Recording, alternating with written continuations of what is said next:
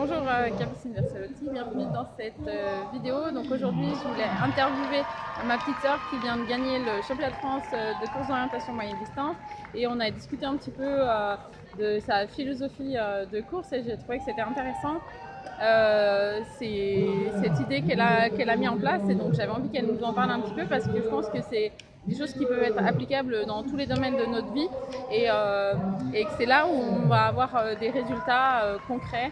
Donc tu veux nous parler un petit peu de ce que j'ai pensé, ouais. Oui. Alors la course d'orientation, c'est un sport où il faut beaucoup réfléchir et quand on est en forêt et qu'on commence à faire des fautes, si on se met, le cerveau se met à parasiter la technique, on s'en sort pas. Et moi je pense qu'après ma grossesse que j'ai beaucoup changé, c'est pas ma technique, c'est pas mon physique parce que je m'entraîne moins qu'avant et techniquement j'ai pas eu beaucoup d'occasion de m'entraîner, donc ce qui a changé c'est beaucoup l'aspect mental.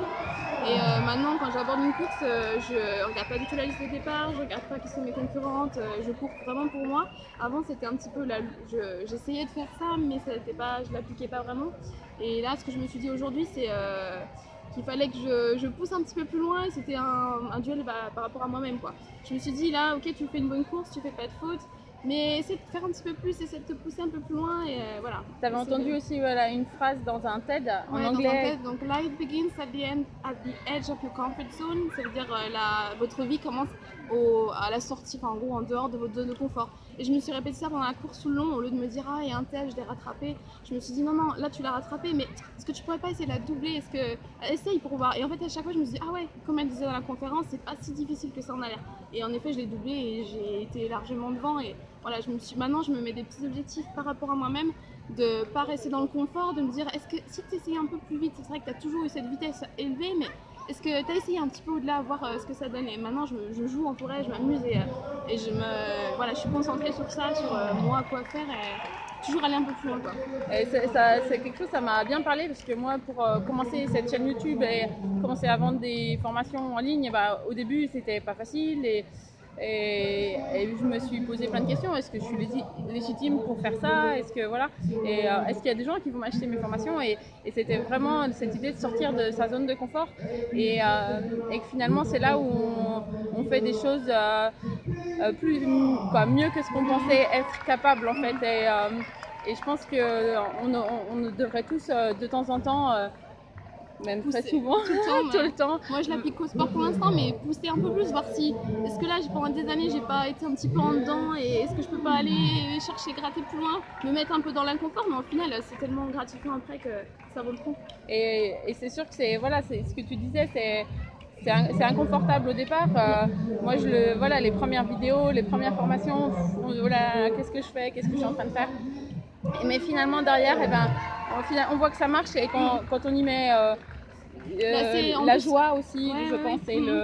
Et toi tu parlais du jeu. Ouais, l'effort supplémentaire qu'on met, ça fait pas beaucoup, c'est peut-être 1%, 2% plus rapide, mais au final ça nous prouve qu'on peut en fait. Moi je me suis dit allez essaye un petit peu plus, sur le coup j'étais vraiment à fond, je me suis dit non c'est pas possible, ah si allez force-toi. Et au final j'ai mis plus de vitesse, c'est agréable et je me suis dit en fait non c'est pas si difficile d'aller plus vite, je me sens toujours bien en fait, donc c'est pas si inconfortable et si difficile en fait. Oui, et puis on est toujours vivant à la fin. Voilà, et du coup de se pousser, de faire un tout petit peu plus que ce qu'on pensait être capable. Et c'est aussi un peu la technique du petit pas, le Kaizen.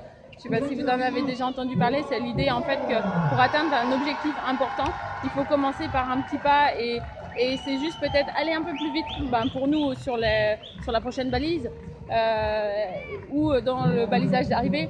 Et je sais que moi par exemple j'ai vraiment du mal à faire le balisage d'arrivée à fond, alors que je sais que toi tu n'as aucun souci pour ça. Voilà, c'est un jeu, moi j'ai encore du mal, ce sera peut-être pour demain, c'est le balisage, parce que demain on court toutes les deux le championnat de France des clubs, donc on aura encore l'occasion de repousser nos limites et c'est encore plus sympa quand c'est pour un club.